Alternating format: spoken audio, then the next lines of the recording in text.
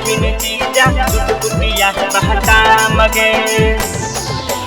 Music by नीनी माँ आरती recording studio Rajgir. Delhi से अइलखिन जीजा कमा के लैलखिन एगो सामान गे। मुंबई से अइलखिन जीजा कमा के लैलखिन एगो सामान गे। साइबा में लगबैलखिन जीजा चुटपुटिया बहता मगे। साइबा में लगबैलखिन जीजा चुटपुटिया बहता मगे। दीदी से ज्यादा मानो हकिन कारो हकिन प्यार गे। दीदी से ज्यादा मानो हकिन कारो हकिन प्यार गे। साइबा में लगबैलखिन जीजा चुटपुटिया बहता मगे। साइबा में लगबैलखिन जीजा चुटपुटिया बहता मगे। चुटपुटिया बहता मगे। चुटपुटिया बहता मगे। साइबा में लगबैलखिन जीजा चुटपुटिया बहता मगे। चुटपुटिया बहता मगे। लाल पियर लैलखिन लहंगा लाल पियर चोली गे।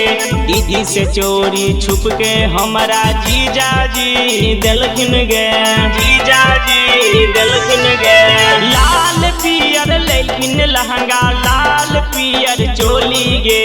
दीदी से चोरी छुप के जीजा जी दिलखिन गे।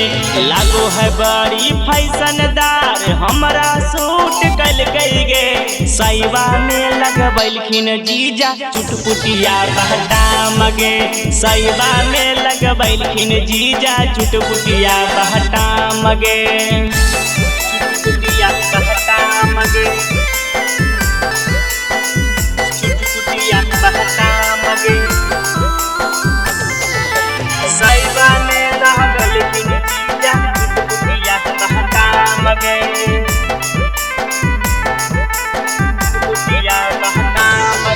नया डिजाइन के नया फैशन जीजा जी लैलखिन गे। छोटू सिंह हमरा के राजागीर घुमैलखिन गे। बड़ी माना की सखी घुमैलखिन गे। नया डिजाइन के नया फैशन जीजा जी लैलखिन गे। छोटू सिंह हमरा के राजागीर घुमैलखिन गे।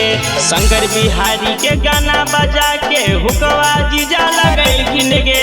साइबा में लगबैलखिन जीजा चुटपुटिया बहता मगे। साइबा में लगैलखिन जीजा चुटपुटिया बहता मगे। साइबा में माँ आरती रिकॉर्डिंग स्टूडियो राजगीर।